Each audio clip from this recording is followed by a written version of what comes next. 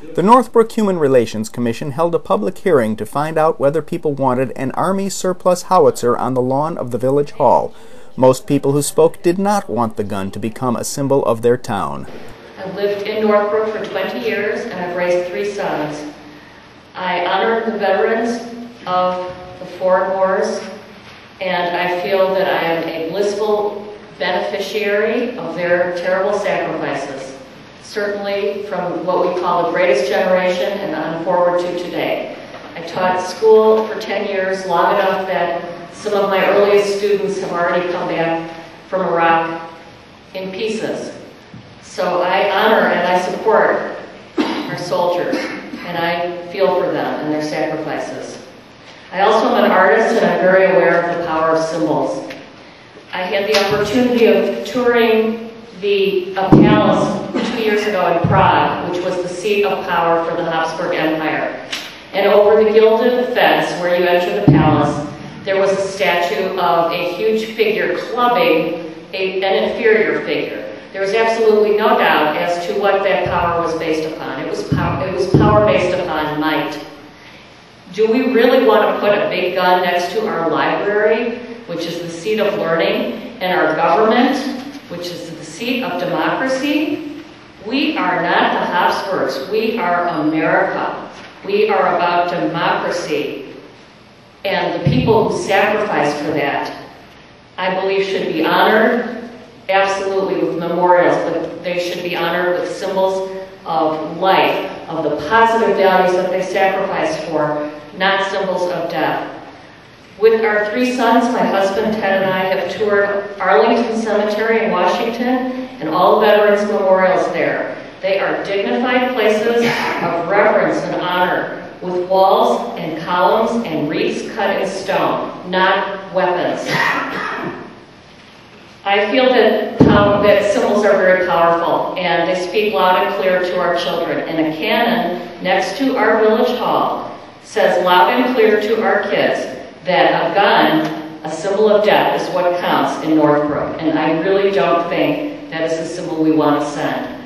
And I think that we can honor our veterans in a much better way. This is not the way. It belongs in the museum. Thank you. I'm a veteran of the Vietnam War. I do not want a howitzer in front of my village hall. We all take, you've heard all the different ideas, the symbolism of what this cannon means. And in my life, it meant violence and death. I do not want my government to support that kind of idea, that kind of symbolism. I had 2 uncles that were in World War II. They both made it home. They both committed suicide because of the violence that still racked their brains. The cannons, they just kind of reverberated. They couldn't talk about it, but they just shook. It was too much. One drank himself to death. The other actually shot himself to death. So these symbols do reverberate in our brains. And like I say, some people, it's patriotism, other people, it is violence and death. If you want to see Clint Eastwood has a couple of great movies. One of them, Flags of Our Fathers, talking about how the flag over Iwo Jima was used by the Defense Department to get continued support for war, so people would actually pay into supporting World War II because they wanted to get out at the time. And now the symbolism of the cannon is also reflected in Vietnam War and in Iraq, where people are saying this is a symbol of deceit by the government. The government not only goes out and starts wars, but it actually lies to get support as people. That's what this kind of symbol can mean to some people. So on one side, it means, hey, I'm very patriotic, it's glorious to go out and die for your country. On the other hand, it represents destruction, death, and lies. So I'm hoping you do not put a cannon in front of the village hall. Northbrook has 2 veterans memorials, and we don't object. All we are against is a killing machine, and let's stop pretending that a cannon is anything other than a killing machine. You can say it symbolizes freedom, but howitzers are built for only one reason, and that is to kill and destroy. Some people think we should be reminded of all the killing that has been done over the years by our country. We think the killing should be discussed.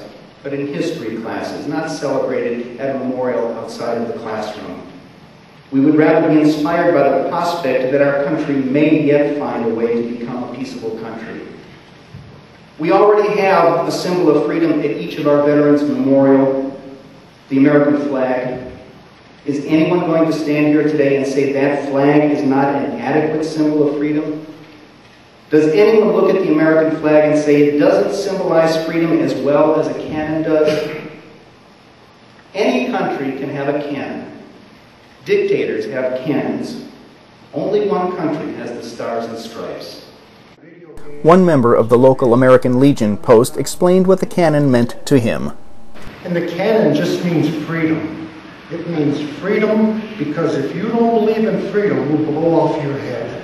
It means freedom because if you don't believe in freedom, we'll blow off your head. Because if you don't believe in freedom, we'll blow off your head.